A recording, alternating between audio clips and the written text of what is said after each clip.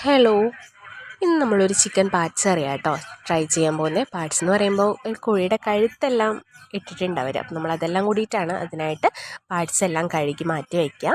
പിന്നെ ഒരു പാൻ അടുപ്പത്ത് വെച്ച് ഫ്ലെയിം നന്നായി കുറച്ചിട്ട് ഞാനിവിടെ നമുക്ക് ആവശ്യം വേണ്ടത്ര മുളക് പൊടിയാണ്. ഞാനിവിടെ ഒരു 2 സ്പൂൺ മുളക് പൊടിയും ഒരു 1.5 സ്പൂണ് മല്ലിപ്പൊടിയാണ് എടുത്തിട്ടുള്ളത്. അത് രണ്ടെണ്ണം ഫ്ലെയിം നല്ലോണം കുറച്ച് വെച്ചിട്ട് വറുത്തെടുക്കണം. ഫ്ലെയിം കൂട്ടി വയ്ക്കുകയാണെന്നുണ്ടെങ്കിൽ പെട്ടെന്ന് കരിഞ്ഞു പോവും. ഇത് എന്തിനാണെന്ന് ചോദിച്ചാൽ നമ്മുടെ കറിക്കൊരു കളർ കിട്ടാൻ വേണ്ടിയിട്ടാണ് ഇങ്ങനെ വറുത്ത് വയ്ക്കുന്നത്. നിങ്ങളൊന്ന് ട്രൈ ചെയ്ത് നോക്കൂ. ഏത് കറി വയ്ക്കുകയാണെന്നുണ്ടെങ്കിൽ ഇപ്പോൾ മീൻ കറി ആയാലും ചിക്കൻ കറി ആയാലും ഒന്നിങ്ങനെ വറുത്ത് വെച്ച് കഴിഞ്ഞാൽ കറിക്കൊരു കളർ ഉണ്ടാവും. അപ്പോൾ അതിന് വേണ്ടിയിട്ടാണ്. അപ്പോൾ ഫ്ലെയിം നന്നായിട്ട് കുറച്ച് വെച്ച ശേഷം ഏകദേശം ഈ ഒരു കളർ ആവുന്ന വരെ ഒന്ന് വറുത്തെടുക്കുക. ഫ്ലെയിം ഒരിക്കലും കൂട്ടരുത്.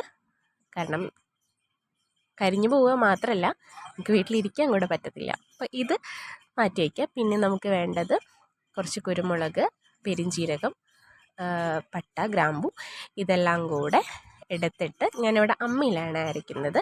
അമ്മിക്കല്ലിട്ടിട്ട് നന്നായിട്ട് അരച്ചെടുക്കുക. മിക്സിയിൽ അരയ്ക്കുമ്പോൾ അത്രയ്ക്ക് അങ്ങോട്ട് രസം ഉണ്ടാവില്ല. അതുകൊണ്ടാണ് ഈ കല്ലിൽ അരയ്ക്കണത്.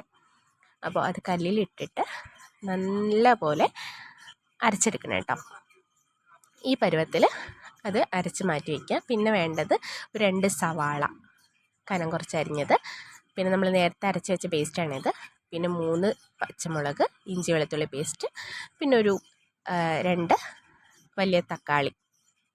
പിന്നെ ഒരു പാത്രം അടുപ്പത്ത് വെച്ച് അതിലേക്ക് ഓയിൽ ഒഴിക്കുക.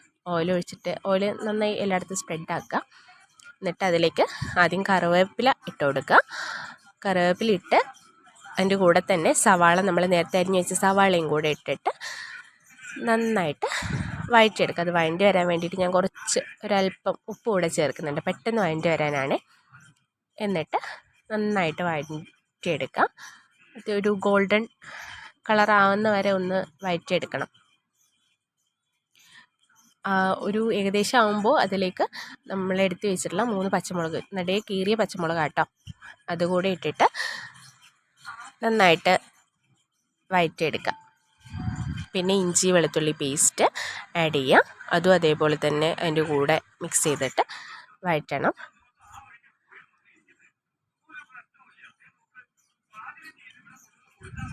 അത് നന്നായിട്ട് വഴണ്ട് വരുന്ന സമയത്ത്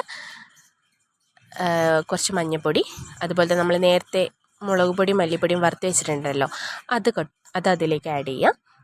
എന്നിട്ട് നന്നായിട്ട് മിക്സ് ചെയ്യുക. അപ്പോൾ തന്നെ കണ്ടില്ലേ അതിൻ്റെ കളറിൻ്റെ ഒരു മാറ്റം.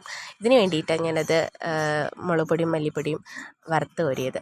പിന്നെ നേരത്തെ അരച്ച് വെച്ചിട്ടുള്ള മസാലയുടെ ആ പേസ്റ്റ് കൂടെ അതിലേക്ക് ആഡ് ചെയ്യുക. ഇപ്പം നല്ലൊരു സ്മെല്ലാട്ടോ വരിക ഈ സമയത്ത്. കാരണം നമ്മൾ ആ ഗരം മസാല പൊടി ചേർക്കുന്നതിനേക്കാളും ഇങ്ങനെ അരച്ച് ചേർക്കുമ്പോൾ വേറൊരു ടേസ്റ്റും വേറൊരു സ്മെല്ലാണ് ഉണ്ടാവുക. അപ്പോൾ ഇപ്പം തന്നെ ഒരു നല്ലൊരു സ്മെല്ല് വരുന്നുണ്ട്. പിന്നെ തക്കാളി ആഡ് ചെയ്യുക. തക്കാളി ആഡ് ചെയ്തിട്ട് അതും ഇതിൻ്റെ കൂടെ നന്നായിട്ട് വഴറ്റുക. അതിൻ്റെ ഒരു കളറ് കണ്ടില്ലേ, എന്ത് ഭംഗിയല്ലേ. പിന്നെ കുറച്ച് കാശ്മീരി മുളക് പൊടി കൂടി ആഡ് ചെയ്യുന്നുണ്ട് കേട്ടോ, ഒന്നുകൂടെ ഒരു ഭംഗിക്ക് വേണ്ടിയിട്ടാണ്. അപ്പം അതും കൂടെ ആഡ് ചെയ്യുക. എല്ലാം കൂടെ നന്നായിട്ട് മിക്സ് ചെയ്ത ശേഷം ഒന്ന് അടച്ച് വെക്കണം. ആ തക്കാളി ഒന്ന് എന്ത് വരട്ടെ. അപ്പോൾ അതിന് വേണ്ടിയിട്ട് ഒരു 5 സെക്കൻഡ് അത്ര മതി. അത് അടച്ച് വയ്ക്കുക. എന്നിട്ട് അതിലേക്ക് നമ്മൾ കഴുകി മാറ്റി വെച്ചിട്ടുള്ള ഈ പാർട്സ് എല്ലാം ഇട്ട് കൊടുക്കുക.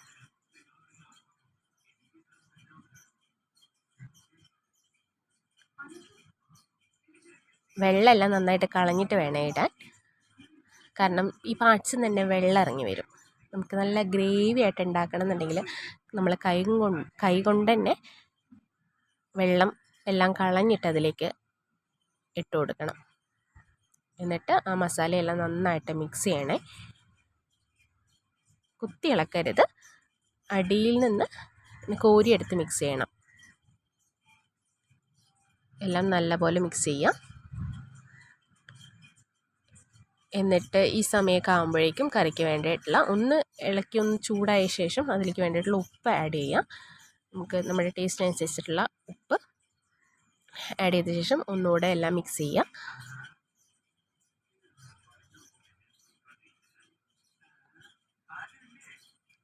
വെള്ളമൊന്നും ഒഴിക്കേണ്ട ആവശ്യമില്ല, കാരണം ഇതിൽ നിന്ന് തന്നെ വെള്ളം ഇറങ്ങി വരും, നല്ലോണം വെള്ളം ഇറങ്ങി വരും. മിക്സ് ചെയ്ത ശേഷം ഒന്ന് അടച്ച് വയ്ക്കുക, കുറച്ച് നേരത്തേക്ക് ഒന്ന് അടച്ച് വയ്ക്കുക. പിന്നെ ഇടയ്ക്കിടയ്ക്ക് വന്ന് ഇതൊന്ന് തുറന്ന് നോക്കണം, കാരണം അടി പിടിക്കാനുള്ള സാധ്യതയുണ്ട്. കണ്ടോ, വെള്ളം ഇറങ്ങി വന്നിരിക്കുന്നത് കണ്ടോ? ഈ വെള്ളം ഒന്ന് വറ്റുന്ന വരെ നമുക്കിതൊന്ന്, എന്തായാലും ഇത് വെന്ത് വരാൻ കുറച്ച് സമയം എടുക്കും. അവസാനം അതിലേക്ക് മല്ലിത്തള ആഡ് ചെയ്ത് വെന്ത് വരുന്ന ടൈമാട്ടോ. ഇടയ്ക്കൊക്കെ ഒന്ന് തുറന്ന് നോക്കുക. ഇത് ആയിട്ടുണ്ട് നമ്മുടെ കറി. കുറച്ച് കറിവേപ്പിലയും കൂടി ഇട്ടാൽ നമ്മുടെ കറി അടിപൊളി ടേസ്റ്റ് ആട്ടോ. ഒന്ന് ട്രൈ ചെയ്ത് നോക്കണേ, ഫസ്റ്റ് ട്രൈ ആണ്, നല്ല ടേസ്റ്റുള്ള കറിയാണ്. അപ്പോൾ ഒന്ന് ട്രൈ ചെയ്ത് നോക്കൂ. Thank you.